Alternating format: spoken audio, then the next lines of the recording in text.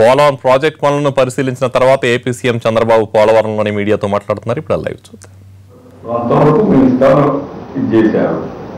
Estimates మన ముందు 2010-11 ఆ 2014 అయిన తర్వాత ఇది మామూలుగా అయితే 20-30 ఏళ్ళు అయ్యేది.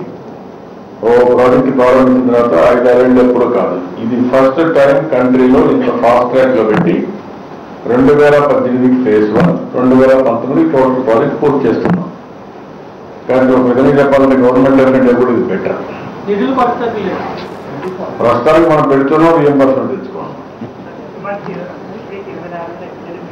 ఏంటో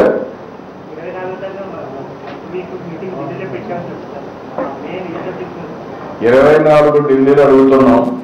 ఒక్కొక్కసారి ఢిల్లీలో కూడా మీటింగ్ పెట్టుకుంటే వాళ్ళకు ఒక ఐడియా వస్తుంది. మనం ఇక్కడ సైట్లో పెడుతున్నాం, అమరావతిలో పెడుతున్నాం. అప్పుడప్పుడు మీటింగ్స్ ఢిల్లీలో పెడితే మినిస్టర్ గారు, సెక్రటరీ, అదే మనకి ఎక్స్పర్ట్స్ కమిటీ, పోలవరం అథారిటీ అందరూ ఉంటారు. That will give some more strength. దానికోసం టేకప్ చేస్తాం. ఏంటి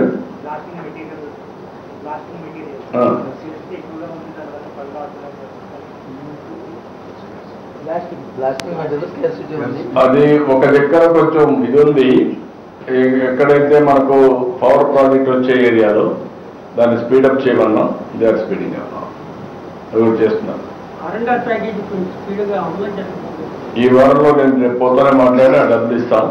ఇచ్చి 1 చేసుకుంటాడు. మళ్ళీ గవర్నమెంట్ ఆఫ్ ఇండియా నుంచి అన్ని డబ్బులు మనం పెట్టలేము కాబట్టి డబ్బులు పెట్టాలి, అక్కడ తీసుకోవాలి, మళ్ళీ ముందుకు మీడియా డిగ్రీ చేస్తారు. మీరు మీడియా పోలవరం పూర్తి అయిపోయినాక అప్పుడు టూరిజం వస్తుంది, మీడియా పాయింట్ పెడతాం. పోలవరం ప్రాజెక్టు అనుకున్న పద్ధతి చాలా స్పీడ్గా, కానీ ఒడిశా నుంచి కొంతమంది క్లీన్ చిప్లు చేస్తాం, ఇలాంటి పరిస్థితులు వస్తాయండి. దాన్ని ఎలా అంటే మీరు చూశారు, దేశంలో పోలవరం ప్రాజెక్ట్ లాంటి ప్రాజెక్టు నియర్ ఫ్యూచర్ కూడా ఏది లేదు. Biggest project in the country. Andhra Pradesh ఇది ఒక జీవనాడి. ఒరిస్సాకి, ఛత్తీస్గఢ్కి నష్టమైన రావడం లేదు. ఇప్పటికే చాలా డబ్బులు మోర్ దెన్ 10,000 కోట్లు 11,000 కోట్లు ఖర్చు పెట్టేసారు ప్రాజెక్ట్. పెట్టిన తర్వాత ఇప్పుడు ప్రాజెక్ట్ నిలిచిపోయేది ఉండదు. అదే సమయంలో వాళ్ళు ఎంత ఎన్విరాన్మెంట్ కానీ ఇవన్నీ వాళ్ళు మాట్లాడుతూ ఉంటే ఇక్కడ రాజకీయ నాయకులు కావాలని అడుగడుగునా అడ్డం పడడం.